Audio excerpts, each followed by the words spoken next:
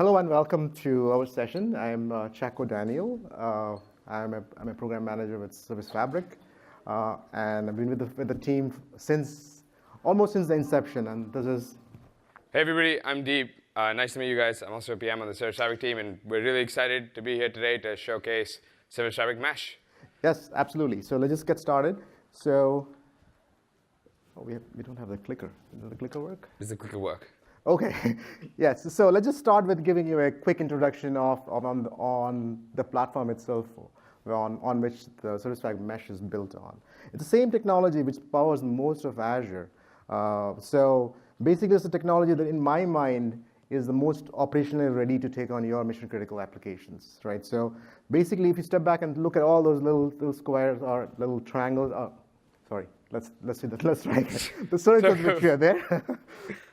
So like, for example, the Event Hub processes around 2 trillion messages daily. So basically, that's running on Service Fabric. So that's huge, right? So basically, if you, okay, this doesn't work. Page down. Okay. Clicker doesn't work. That's okay. So it's the same platform which we offered around 2 years ago or 2.5 years ago to the public. So we have 3 offerings from Service Fabric. One of them happens to be Service Fabric Standalone that allows basically you to go and deploy Service Fabric on-prem, on your own hardware, or in any other cloud provider you may choose to. And there's no limits in terms of how many number of nodes you can have and so forth. Then the middle one, which is the Azure Service Fabric cluster offering, basically is the Service Fabric clusters on Azure. So it's also a very much managed offering, where you can actually get the same power of Service Fabric without having to deal with trying to provisioning VMs and so forth. But you still manage the VMs. So the last one, which we announced at Build, that is earlier this year, basically is a serverless microservices offering, which we have. This based on the same platform. So today, basically, we'll be going over that in detail. So let's just get to it. So if I look forward, one of those things which is interesting is the future of application development is polyglot services. So polyglot services running in a serverless environment connected by L7 networks. That's huge, right? That's when you are not worried about infrastructure. You're just worried about your applications, services, the service mesh. How do I route rules and so forth? So this particular offering, this particular session will be around those kind of aspects, which we'll talk about.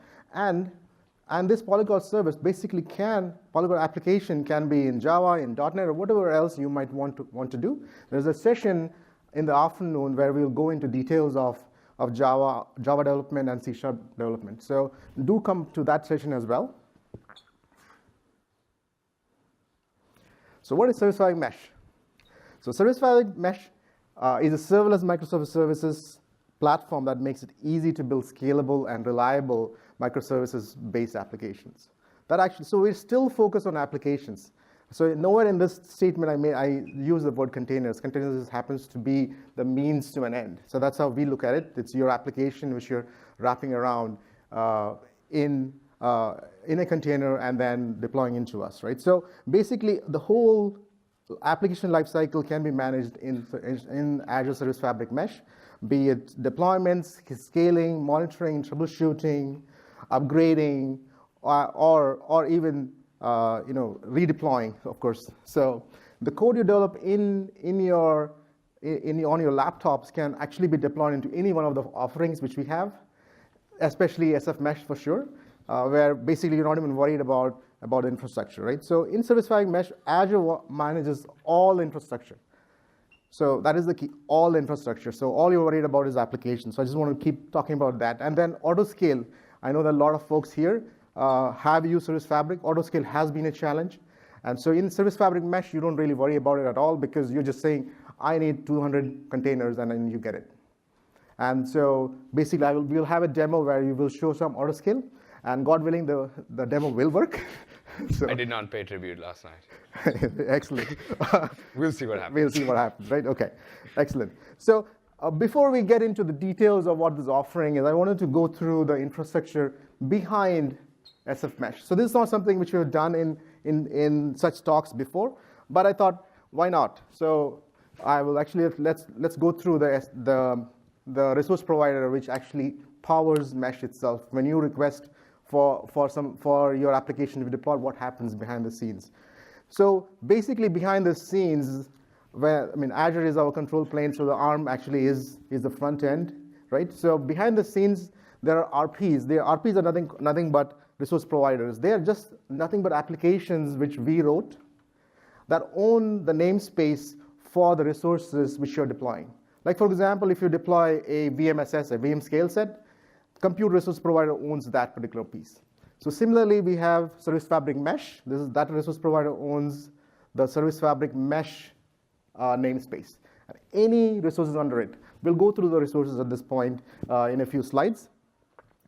So the resource provider itself has two large services. There are more. There are partition managers and so forth. I'll not get into that. Inventory manager basically, as the name suggests, controls the amount of inventory we have behind the scenes. So it actually talks to Service Fabric RP, which owns the clusters, and that's the two representation I have here. That's the compute plane we got. So those clusters are very much same like what you deploy on-prem or on your dev boxes, or the ones you're deploying into Azure. Except that these are very large clusters. They are like thousands of nodes strong. So basically, it's a multi-tenant service. So that is the key here. And then the cluster allocator basically is nothing but a service which takes your input. Let me just click on this one. There's an animation I've got.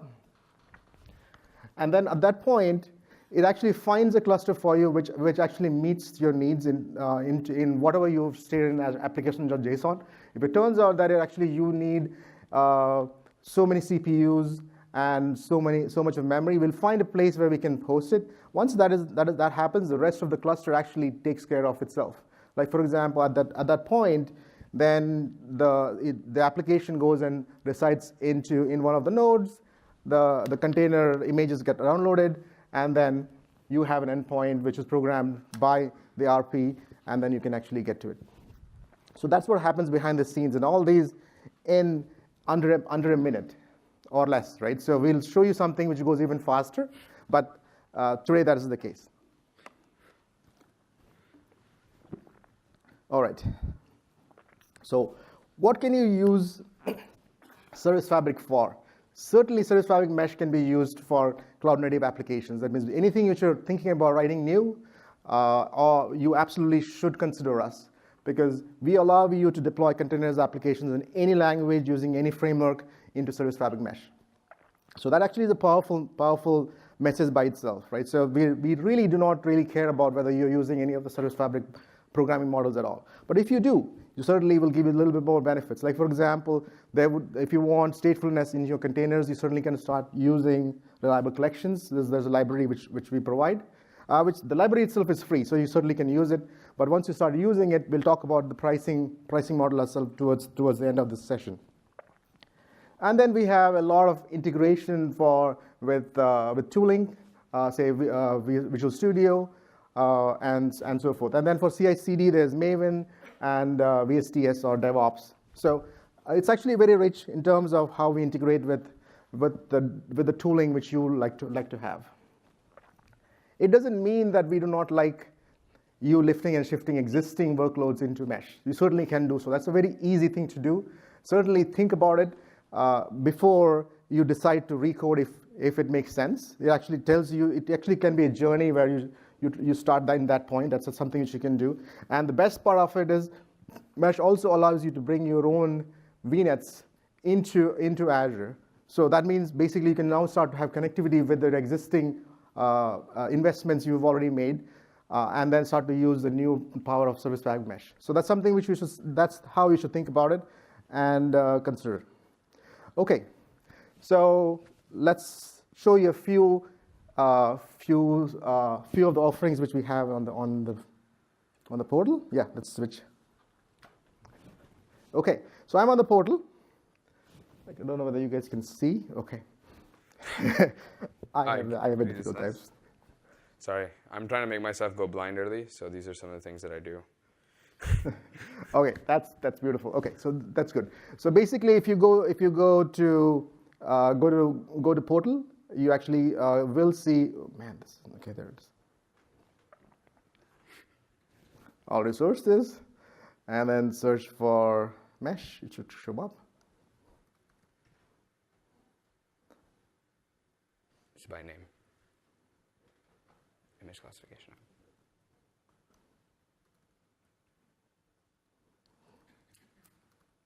Can you type? Yeah. I'll let him take over. Why don't you show them the portal? It's all good. I didn't realize his laptop is so amazing that I can't use it. This will work. This is gonna work. Okay. All right. So we've got the portal. Do you wanna walk Yes, through? of course. So you can actually search for by RG. That's what he just did, and then you will find there's an application called Mesh, and then that's where you can see it. So today we don't have a create experience, only a browse experience. So basically that's what I will show. So let's just click on this one. So it'll take its time. I don't know why it takes this long, but it does. So we're working on speeding it up with the rate at which the APIs are showing, but yeah. Excellent. So this one is an application view. It actually has services in them, and then on the left-hand side, we'll keep adding more tabs. Like for example, there is a tab for monitoring and diagnostics, which will show up, which then will make it better to see container diagnostics, which you expect that it be there. So that's something which we will have.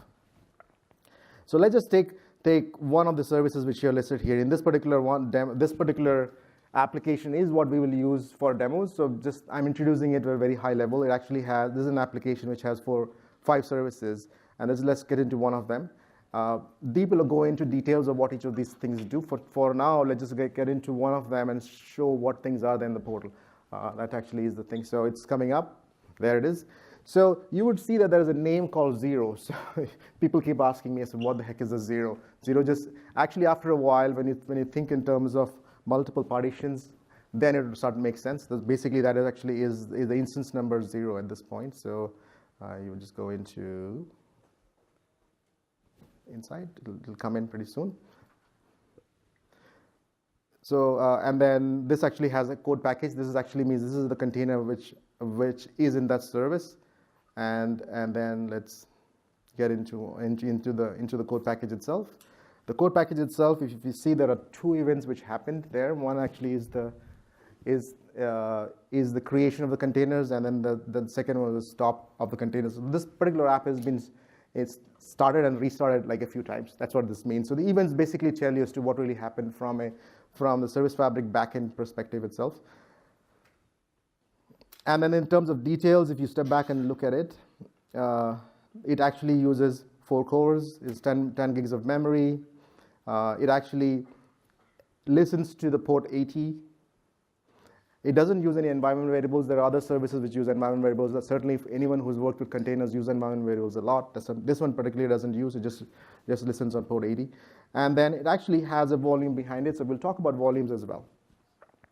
So in all, then let's just talk about container logs. So this actually writes a copious amounts of logs. Anything you do standard out, standard error comes here. So this particular one has a lot. So I will not go into each of these. So when you write your application, you will want to. This is one of the things you can start to use. Is you can start to do standard out, standard error, and then it shows up here as debugging inputs for yourself. So last one. We actually also support CLI. There's a CLI called AZ Mesh. So if you guys have not used it, you will see the same thing. So in this case, I just want to run one of the where is it? Ooh. I'll run one command, and it just basically gives you the error. Gives you the details of the app itself. So something exactly what you just saw on the portal, you can see using CLI as well. So that was the main point of this discussion. So let's get back to there you go. So we are done with that. So let's just go into a second piece, very important piece. Basically, is how do you deploy into Service Fabric Mesh? Do I have something very heavy or not? But so basically, this is our deployment model. Our deployment model is called Service Fabric Resource Model.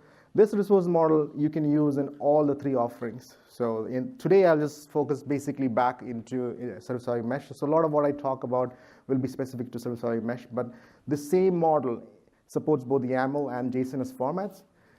And so, but I will talk only about JSON. There is actually a session today afternoon where they will go over the dev experience and the YAML at that point, right? So basically the way to think about this one is Service Fabric resource model allows you to deploy more than an application and more than a service. You can actually have other dependent resources like network, gateways, secrets, volumes, and of course some routing rules. So we'll go over each of them one at a time. Let's go over it.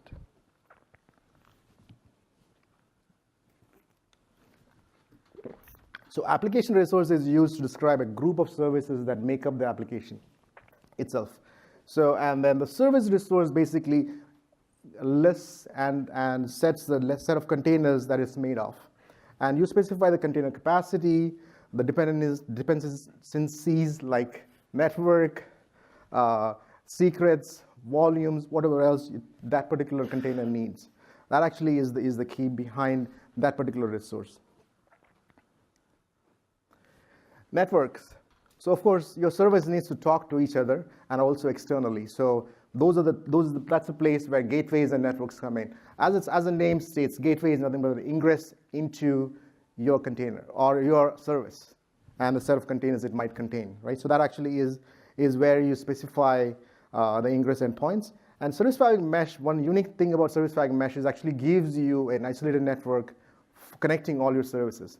Why do you care about isolated network? That's another interesting question. So the reason for the isolated network basically is such so that your service, when it's talking to the other service, doesn't have to hit the Azure load balancer.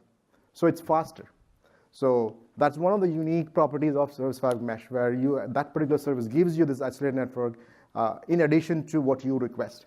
So gateway basically punches through that particular network into the external network which you bring in. Like if you bring your own VNet, that's how we'll start to connect to your application. So the reason for the isolated network is you can have the same properties like you're used to NSGs and everything else which you have. You can certainly do that. So that's what makes it more interesting. So the way to think about it is anything which is L4, a gateway connects into an L7 network. So that's how we should think about it. Okay. So here is an example. It's showing there. Okay. So that actually is I can see it here, right? Okay. All right, that's good. So that actually, so the resource itself is called gateways. And then in this particular scenario, I have the source network called open.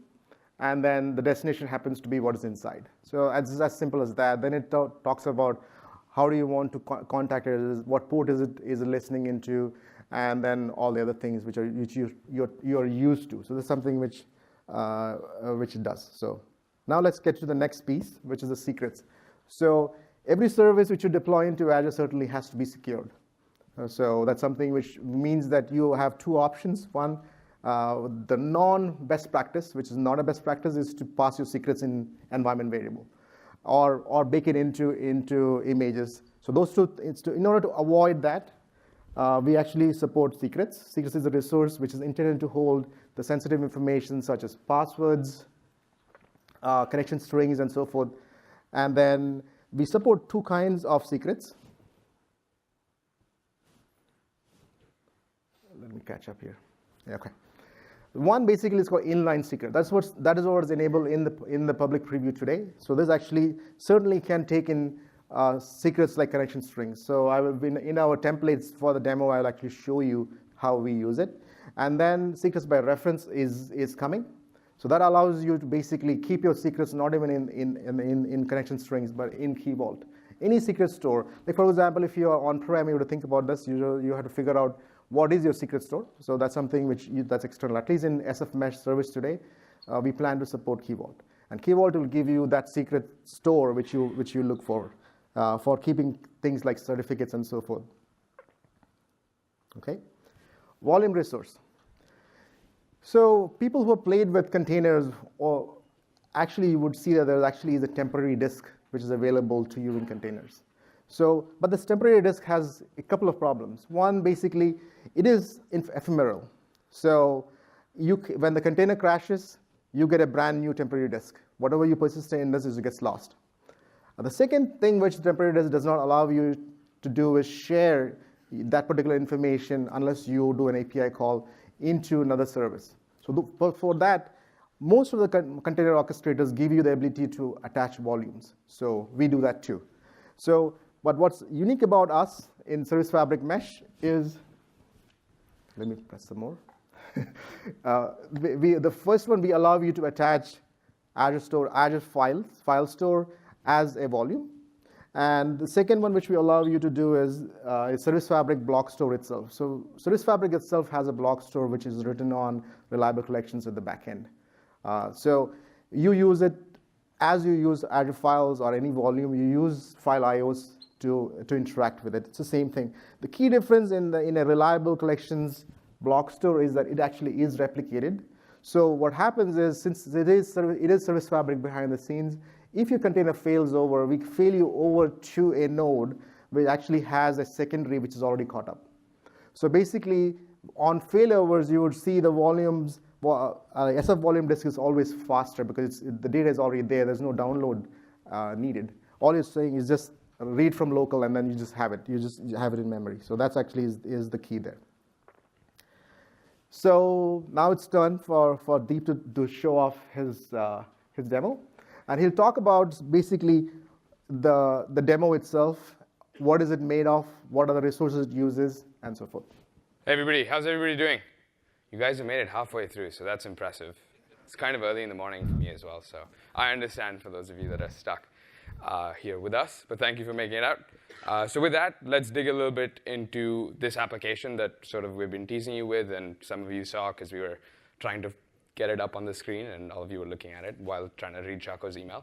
But for those of you that did see it, what we have for you is an application that sort of spans the entire course of the platform and what we're here to show you today. So we spent some time thinking about a good use case that could be used to show off all of these things that Chaco's talked about. So we've got secrets, we've got volumes, we've got a network, we've got different kinds of volumes, and the intent is to have a cloud-native polyglot application that was built with a scenario in mind that we expect people to actually have running in Mesh.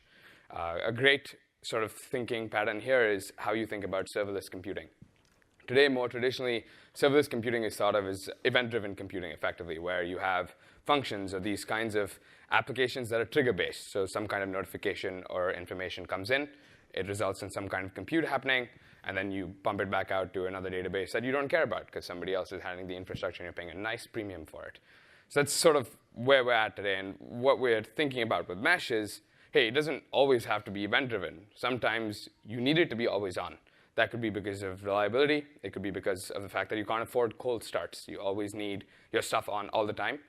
And durability, availability across regions, all of these things sort of come into play, as well as the fact that some people benefit from running all of their stuff in the same environment. That might mean for throughput, for latency. It could be various things that influence that decision. But there are, running it in Mesh gives you the ability to say, I'll have my ingestion here, I'll have my processing and my compute here, I'll have my data co-located with me here, and from there I can take a backup and push it out somewhere else, reducing my cost because I'm not reaching out to an external database for every single write that's coming in, but instead once per day. So with that in mind, we are here to show you this application that does image classification, since all the rage is ML nowadays. So here's some machine learning for you guys. But I don't want you to think about this as a machine learning app. I want you to think about this as a data ingestion pipeline, where for a reason, I want an always-on pipeline that can help me process stuff as fast as possible, store the output reliably, accessibly, and render that whenever I need it, however I need it, wherever I need it. So with that in mind, this is what the front end looks like. Bear in mind that all of this is running on Linux containers right now. The front end was written with React and has a proxy server with Node.js behind it. This reaches out to a backend, which is currently .NET Core and Node.js. This writes and persists stuff to the disk using reliable collections, which Chaco briefly touched on, and we'll go into a little bit more detail later. And in line with data ingestion pipelines that follow the competing consumer pattern, we've implemented the same, where effectively work gets dropped into a queue, and we have a bunch of workers that come in and say, I'm going to grab this stuff from the queue, I'm going to eat it and spit it back out to the back end where it's stored and persisted. It gets a little bit more interesting from here because one of the things that we're going to be touching on is also how we can automatically scale based on the content in the queue and the things that we can do to get these workers to be flexible and ready based on the amount of work that's coming in. With that, let's dig a little bit into the template. And the intent here now is Chaco is going to walk you through the actual deployment.json that we're using. So you can see some of those resources come into play that he was talking about. So we went over it at a conceptual level. You saw that we have volumes. You saw that we've got a gateway and a network. But what does that actually look like for you when you try and deploy that? What does the template feel like? How does it sort of run is what we want the rest of this talk to focus around, to get you thinking about how you can use Mesh for your benefit in different scenarios that you see, as well as what the overall experience is. Because one of the things we're really looking to take away from this is feedback. For those of you that may have been part of Mesh's earlier process, you know that we were in private preview for quite a while, and then we've only recently gone to public preview. And throughout the course of that, we've had a lot of partnerships that have helped us grow the product significantly, and we're hoping to continue doing that. So holler if you're interested. Okay, so I have to do this remote here, so let's try to do this. Okay, this is interesting. Okay, so basically this is our JSON which we are going to use at this point. Bump up the size of it. No, Can somebody in the back say that they can see? All right. So you two are not trying to go blind like I am. It's a shame. You could have joined the club. How's that? Better or good? Okay, thank you. Yeah, anything more like we'll not have enough space out there. All right, so this is the JSON which you've seen before for any ARM deployments. This is the resources out here. So if you look at the very first resource which we have is this one. There's a network. This is the network which we will use for our application. And then let's go down. So in this, there is nothing major interesting at this point. Just basically, it has a layer 4 ingress. It just listens on port 80. That's all the more interesting things out there. It is used by particular application, image classification app. The service happens to be the data app, which we had seen on the portal. Remember, it actually said it's listening on port 80. That's what this one is doing. And then there is one more ingress, which actually is the web front end, which listens on port 8081. That's the extent of the definition out there. So then here are the secrets which we had talked about a little earlier. So this is one of the secrets. Go up. 2 lines. Somebody's going to read that value and then start posting it. I know. None of you try funny business. I'm watching you. Yes, yeah. Yes, the value is fake. So it's fine. It's been rolled over. I'm just joking. So here's the secret. So let's just talk about this one. So there are 2 kinds of secrets which we have. One is the inline, like in this case, it is an inline secret, which basically is the account key. So the secret has actually 2 pieces to it. One is the secret itself, which is the resource, and then there's a value. That is the joke which Deep was making out here, saying the value is not fake. But so here is the. Sir, I had them sold. Yeah, there you go. All right, so. Well then. Okay, so basically then there is the volume which we use in the app itself. So this particular volume, there are 2 kinds. This one is actually the Azure file. This is the provider. If you step back and look at it, that actually is the Azure file. So if it were reliable collections block store, then it will state that. And then it will actually also have a data folder which will be associated with it. So it's slightly different in terms of what properties it takes, but it has the same file IO APIs you can use to interact with it.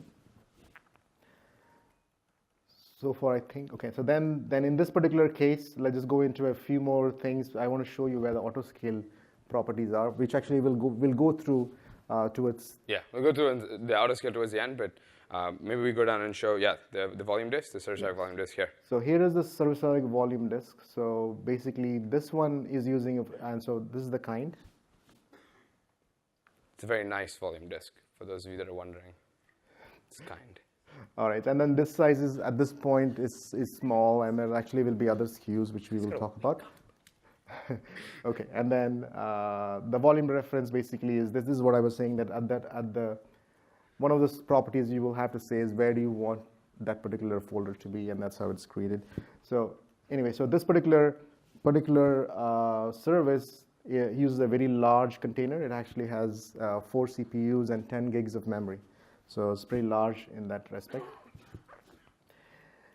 This particular one, the front end basically has just this one replica. And then, what was that? This actually was the front end or the back end? That's the back end. This is the back end. Yeah. Okay. So then we have the front end, which actually is also OS type Linux. It actually derives from the image, which is there. Listens to port 8081, and it also is a very large one. And then there are 3 workers: worker 1, worker 2, worker 3. This is the one which we will try to scale up towards the end, and we should have that working. So there are some settings you can pass in. These are very familiar ones for anyone who's programmed in. So that's now talking about all the things which we have used before. So this maps back to the sort of 5 services that you guys saw in the portal under the application. You've got the back end, the front end, and then we went through 3 worker services. The reason we've got 3 worker services is just to overload this as much as possible and overwhelm you as much as possible once we actually get the demo working, which should happen at some point in the next few minutes. All right, so time to pay homage, I guess. Yeah, so all right. Let's talk a little bit about autoscaling. So this is one of the most interesting and important aspects of Mesh because it's why a lot of people want to work or deploy in the serverless world so that they can scale for demand. So the way we've implemented that is in the use of an autoscale policy that gets appended to your services, and I'll show you sort of what that part of the template looks like as well. But what you need to know about autoscaling is, 1, this is horizontal scaling. What that means is you've started out with a certain number of replicas or instances, if you so choose to believe, and that number increases or decreases based on a property that you've set. This particular property gets appended on a per service basis and allows you to choose exactly what it is that's defining whether or not the thing scales. So today, today what we have is CPU-based scaling, CPU utilization, and memory utilization-based scaling. What we're looking to implement soon is adding custom metrics as well. And that's going to be useful for you guys who have applications that have fun things and cool things like needing requests per second as your parameter that you want to scale on, which makes a lot of sense, especially for kind of like the app that we're about to show you. But obviously, for the time being, we were able to use CPU as a proxy because it's a CPU-intensive thing, as well as a memory-intensive thing. And so with that in mind, let's say, to walk you through what this might feel like, you've got this application on the left, a very representative application with a very stereotypical name, John Smith, Service A. Service A has 2 containers. And let's say, your request per second increases, you hit the thresholds, autoscale kicks in, slick animation, and your application now has 4 instances instead of 3. The intent here is that these will continue to scale up and down, optimizing for 2 things. 1, making sure that they're operating at the right amount that is needed for your workload, and 2, also helping you optimize for cost. What that looks like in practice is in this JSON snippet, you can see, I really want to highlight this, 3 main aspects to this. The first is the name, which is really exciting. It says autoscale worker rule, because these were the worker services. And then there's 2 other parts that are key here, the trigger and the mechanism. So let's talk about the trigger. That's what defines when the autoscaling policy will actually be invoked. So you can see that there's thresholds. You can see that there's metrics. So here it says CPU. The thresholds are 0.2 and 0.8. So these are the min bound and the upper bound for when things will scale in that direction. And then you've got the scale interval, which is how often we want to be checking for those CPUs, CPU utilization counts across the currently deployed instances using average load to then define whether or not the services need to be scaled up or down. And then we have the mechanism. So add or remove replica just means that the replica count will go up or down. And we're assuming that this is how most of the people are going to be using scale out, especially when thinking about a horizontal scale. This is exactly what's going to happen for you as well. I've set the minimum count to 1, which is what you saw deployed just now. Set the maximum count to 40 because it's fun. And the intent is that it will scale up in increments of 2. This allows you to have some control over how fast your system reacts to load. Gives you an option to say, I'm going to throttle really hard based on incoming load, or I'm going to slow things down. All right. And then with that, I'm also going to switch gears a little bit and show you guys what an upgrade looks like. So assuming I've got my monitors right, sweet. So this is the front end of the application. You saw this, like I said, a few minutes earlier as well, a tiny snippet of it. There's tiny text here. No. OK, for those that cannot see this, instead of taking the risk of messing this up, it says AZ Mesh which is CLI. So I'm now doing this using the Azure CLI locally. What Chaco did was using the Cloud Shell. The experience is the same. And I've pointed it to my resource group, which is BRK2381 mesh demo. I'm pointing it to a template file that includes the stuff that Chaco showed you, plus autoscaling. And I can name this deployment, which helps a lot when you're making repeated deployments on the same resource group on the same application, so you can track stuff down. It says demo gods please, and I'm going to kick this off. So what you should see here, if I press enter in the right place, which I think I did, and if the internet is connected, that was an older one.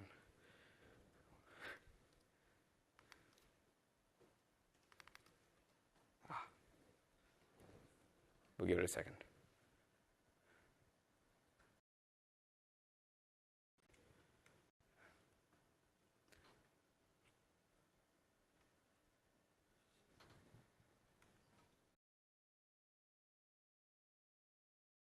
I'll bring it back.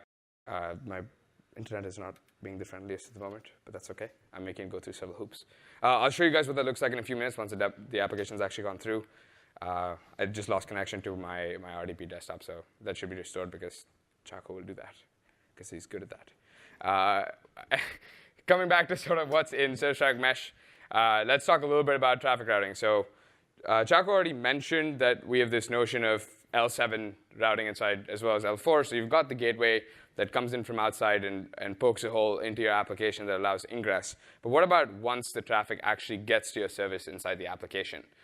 The intent with Mesh is that now that you've deployed in a serverless environment, we wanted to give you as much flexibility and options with how you process and handle that load and that traffic between your services and through your services. And that's also part of why the name is Service Fabric Mesh. It's because we've implemented a service mesh. So there's a Service Fabric Mesh has a service mesh in it. If you can say that 10 times really fast, I'll find a way to get you a T-shirt. But anyway, so the intent here is like, why do you care about this stuff? Why is it important to you that we have this as a resource when typically in Service Fabric land, you've got DNS as a service that you could have used, and everywhere else land as well. You've got IP addresses and ports that you could have used to these services. What's the point of this thing? So the main thing here is, one, we want to make sure that we're enabling polyglot multi-framework applications so that services can address each other by host names. So my code for the worker actually just says HTTPS : / image classification data, and then the port number, because I know that Service Fabric's routing will allow me to actually get the endpoint for that service appropriately without me having to know where it's running. Additionally, since these things are hosted in the same network, they have the same IP address. So instead of you having to wait for your deployment, go and find what the IP address is, because this is a serverless environment, and then go back and fix your routing, you can just refer to things based on the service name, and you'll be able to get to where they are. Next thing to think about is that you don't want to have platform-specific discovery APIs. You want to build an application that can run in multiple environments. It's agile to where you are, and agile in the way that you push changes to it. So these components, these different independent microservices, aren't too dependent on each other, and this is one of the things that you can do to improve that. Services don't need to have network-level details. This allows a lot of different patterns that we've seen that are becoming common in the microservices land to enable the ways in which you can route traffic and handle load across your services. And we're going to touch a little bit on one because I decided to make a fun animation for it. And then next up, I think this is the most important one for me, is that services don't actually need to know how other services work. This is the core tenet of the microservices philosophy, where you're not taking dependencies on how other services actually are, and you expect to see them working, and you're abstracted away enough that when one of them goes down, you don't. And this enables you to continue thinking that way and designing your handling of traffic in the same manner. So one really common pattern we see is blue-green deployments. So typically, blue-green deployments have been set up where you have two identical deployments that can be toggled effectively to reduce downtime and reduce risk or increase availability. As you can see, one of these is blue and one of these is green. Incoming call comes up, and this is sort of the gateway, and then the intelligent traffic routing in Mesh that would say, go to the blue thing. And then whenever you want to, whether it's because you want to try running two versions of your same application, or if you want to handle traffic or you need to take down the blue one, you can just toggle the switch and it'll switch to the green. With this, we're also coming up with even more interesting ways where we might allow you to split traffic at different rates, but also shadow traffic, allowing you to A/B test effectively within your own application, and giving you a bunch of flexibility with how you deploy in the future and how you can code in the future around your services. How we're able to do this is also an interesting conversation. So we've done this with the implementation of Envoy. For those of you that are not familiar, it's a service mesh framework that was open sourced by Lyft. It's got a lot of different people working on it, and we've been spending a lot of time with that team to flesh it out and have it run and integrate it into the Service Fabric Mesh platform.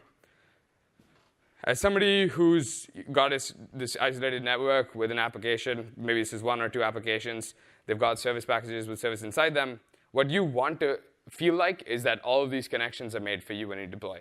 You don't want to worry about having to do that. You just want the bare minimum amount of implementation that you can get. So a lot of the times we actually see people routing things even with environment variables. So you don't have to bake that into your code, and you can just put that in a deployment time.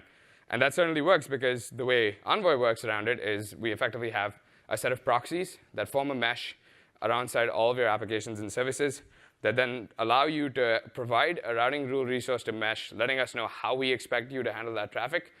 With a combination of Envoy APIs and the Service Fabric naming service that's core to a Service Fabric cluster, we're able to make this possible, where you now have a ton of flexibility that's driven by part of your template itself, giving you several options with how you want to deal with traffic. Last thing I want to talk about is diagnostics and monitoring. So one thing when infrastructure goes away from you and platform starts to become invisible is the ability to have visibility into your deployments becomes harder and harder. So that's something we really wanted to focus on. So focus a lot on security. We focus a lot on developer experience. And diagnostics and monitoring is another big priority of ours, because we want to make sure that the way the experience comes to you allows you to debug and handle your own problems without having to take dependencies on anything else, and that you're always self-sufficient moving forward to make sure that your applications are running in the way that you want them to run. So with that, some of you saw the piece of the portal that Chaco showed you, where you had events from the container showing that it was started and stopped, because I was doing several deployments to test this. You may have also seen the logs thing. Well, you better have seen the logs thing, which shows you that logs are coming up at the portal. But generally speaking, we want you to think about these in three different layers. First up, we've got what we call platform monitoring, which is effectively whatever the platform provides for you in the form of your containers going up and down. So this will come in the form of events for the containers, as well as the metrics for the different performance utilizations and metric utilizations you have on your containers. Then you've got your actual code, which is running inside your containers. So this is your application level stuff. With that, you have sort of two layers. The first layer is monitoring the container itself, because that's now your unit of deployment. So we've got standard out and standard error piped out to you. It's coming through the standard Azure pipelines, so that none of your privacy is violated. You've got everything secure to your subscription. And we've also got, we recommend inside the container itself implementing some kind of APM to your choice. So typically we see a lot of .NET workloads, .NET Core workloads using App Insights. App Insights SDK tends to play very nice with Service Fabric, and will continue to in Mesh. But we're also looking at different APM platforms like Dynatrace, AppDynamics, a bunch of things that we've seen in the market that people are interested in and want to implement, and we'll be sure to hook those up as well. All right, and yeah. Okay. We're going to hand it back to Chaco. All right, so while he fixes his remote connections. So reliable collections. So this is something for folks who've used to Service Fabric before. This is a very familiar term we've used. Basically allows you to have a way to persist state along with your compute. That actually is still something which we allow you to do. So the way to think about this one is any application which needs high throughput and low latency, this is the offering for you. You should actually use these libraries for it. So typically what happens is when you have such a need for high throughput and low latency, you start to use cache. And when you start to use cache, basically every transaction is round tripping to the back end and store, and then that adds more and more of latencies to it. And then it also it tends to be costly, because it introduces a lot of network hops. That's when Service Fabric reliable collections comes into play. Basically, Service Fabric collections is actually a library which you can import into any of your applications, like a .NET library or a Java library into your application, and start to make use of it. So I have a schematic which does that. Let me just show you that. Okay. So basically, this is saying that I'm just I'm not using Service Fabric at all. I'm just using the libraries only. So at that point, you can certainly do that as well. So basically, you just get persistence. That actually is so semantically, you can start to see that persistent happening locally if you map it to a file. So the key here is reliable collections library is separate from the Service Fabric runtime. So basically, it doesn't need the runtime. That actually does not. It can run outside the runtime. That actually is the key, right? So we provide you with a library which contains 2 data structures, dictionaries and queues with disk persistence. That is what we give you. And then and replication doesn't happen. So the reliability piece of it doesn't happen unless there is Service Fabric a environment on which you're running this. So once you do that, basically you basically get replication. That actually is the key here. So let me show you. So that actually is what happens when basically you're running in an environment. In, for example, Service Fabric Mesh, it actually will replicate. That particular store will get replicated. And so when that happens, one key thing happens even without you having to think about it is when the service or specifically the containers fail over, they will fail over to a node which has that particular collection already caught up. So that actually is very powerful since it actually almost replaces your cache story itself because this particular state and compute is together. So that actually is the key value prop of using this. Collections. So are we ready for our demo? Yeah, I think so. Okay, so let's just do the demo which we talked about. So yeah, I need to switch to this. 7. We had the upgrades go through, and I was able to test a few times. What I do need to do, though, is get this to show up here, and then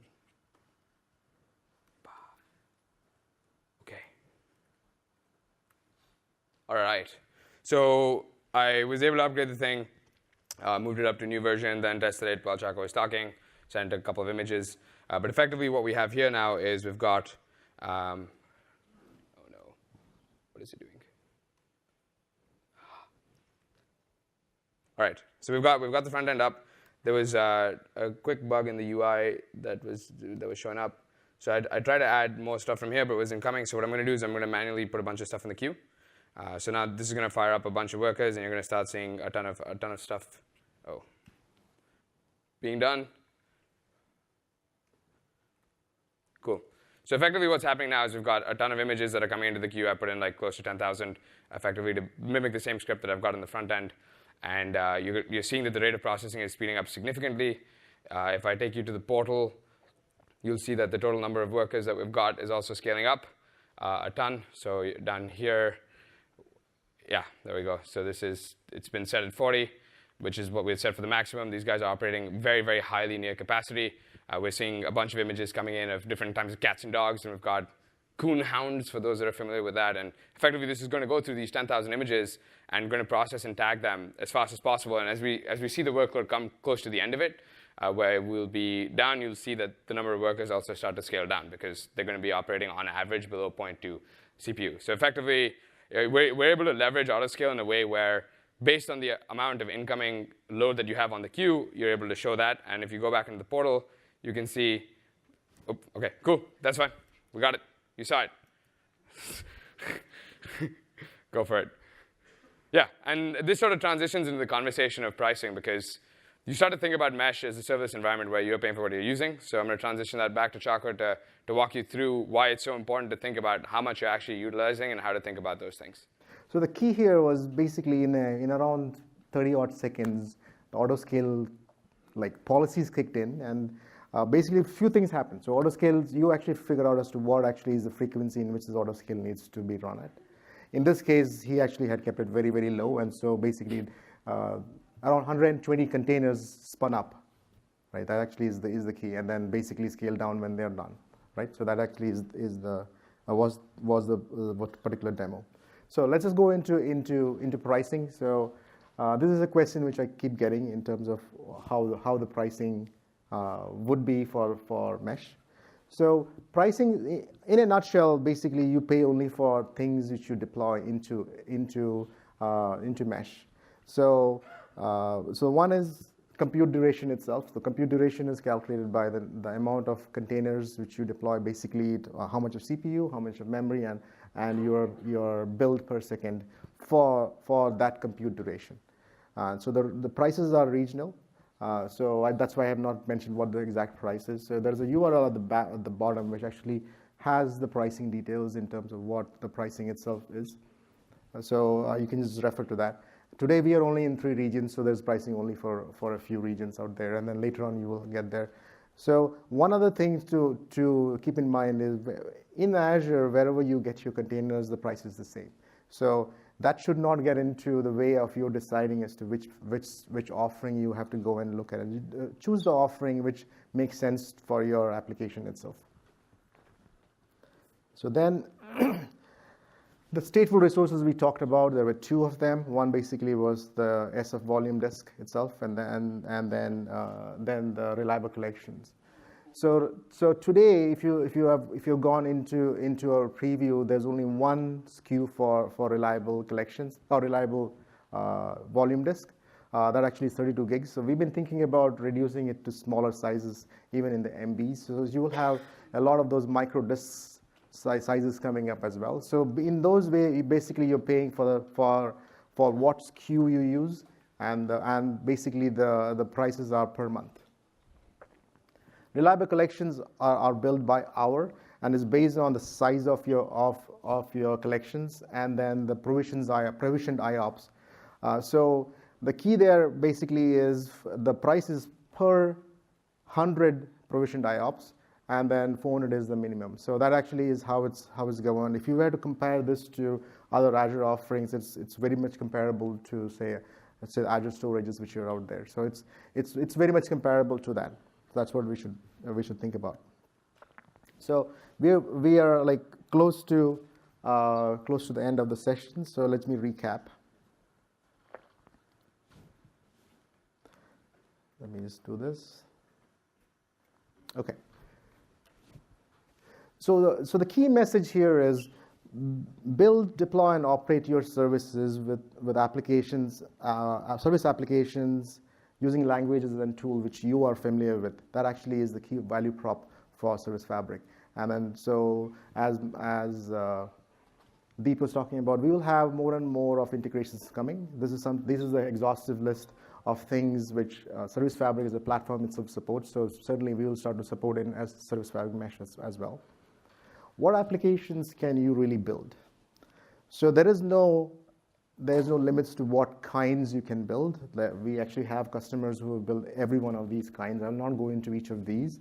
So Service Fabric Mesh also is built on the same platform which actually most of the core Azure runs, right? That's as I was talking about. So you can build any application and deploy to Service Fabric Mesh, be it game, be it a SaaS solution, or even if you choose to build a new data platform, that's something which you can go and do as well. So only your imagination stops as to what kind of applications you can build and deploy into Service Fabric Mesh. So we are just started off our journey, of course. So in the coming months, you will see more and more features getting added, so that the earlier statement which I said that anything you want to build can be built on Service Fabric Mesh will come true. Features like managed service identity, that's something which a lot of customers have asked for, the large customers. That is coming. There is support for secrets by reference, which will come as well. Then there is the routing rules which are going to show up. So today we talked about routing rules. They actually are not in the preview today. So that actually is in our staging regions, which you guys don't have access to. That's something which is coming as well. We do plan to support availability zones so that you actually can deploy your applications more reliably across availability zones. So that is the first piece. And then the long-term roadmap would be to allow you to deploy Service Fabric applications across regions as well. So that's not something which is planned for, at least not this year. This year we plan to do, at least for the AZ-aware deployments is something which we'll try. Then there would be reliable collections which will come into the preview in the next month or so. It's already being tested internally. The last question, which I think most of you guys are thinking about, is when is the GA of this fantastic product? So the GA of this product is planned for early next year. So I would not specifically tell you which conference it's going to be, but if you think hard, there will be one conference which we are planning to, which is not Ignite. So it's got a lot of options. Yeah. So then the second one is, if you have a customer, or if you are a customer who wants to use Service Fabric for the capabilities that exist today, then as soon as secrets are available, you actually can start to discuss with us. Reach out to me or Deep or any one of our PMs, or by Twitter or whatever means, and then we can start to talk about giving you go live licenses. So that actually just means that you believe that this is the right platform, and then the platform capabilities are good enough for you to take your production workloads live. So that's something which will work. So don't worry too much about the GA itself. GA is typically driven by a core set of features, a core set of customers on them, and so forth. So you don't have to wait for that. So here are all the Service Fabric sessions at Ignite that we've actually completed the first two. You actually are on this one. So I strongly recommend that you go to the next one, which is at 4 o'clock. Was and Mani would be there talking about how to build resilient microservices using .NET and Java. So that actually is very key. So that will actually be an extension to what we just talked about. I actually did not open a Visual Studio template. I didn't do any of those things. So they will actually get into details of that. They will show you how a local development experience looks and so forth. So please make sure that you attend to that. And there are a few other sessions as well. Yeah.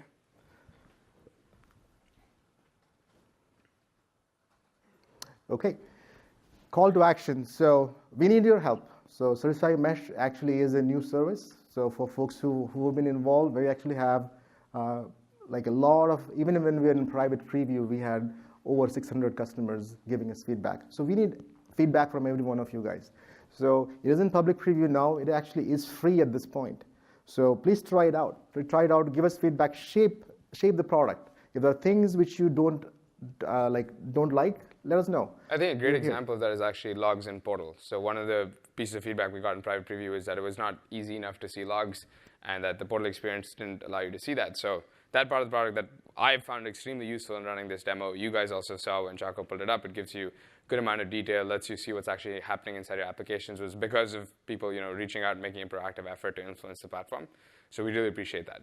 Yes, and then certainly we are on Twitter, so certainly you can follow us or send us direct IMs. We certainly will respond to it, especially if it's something to do with Mesh. We do. So that's all we have. Thank you for listening and coming by and encouraging us to do the right things. Now we are open. You can actually ask questions. We have around 10 minutes or so, so feel free to ask questions. Thank you. So there are mics on the side, so if you guys want to ask a question, that's fine.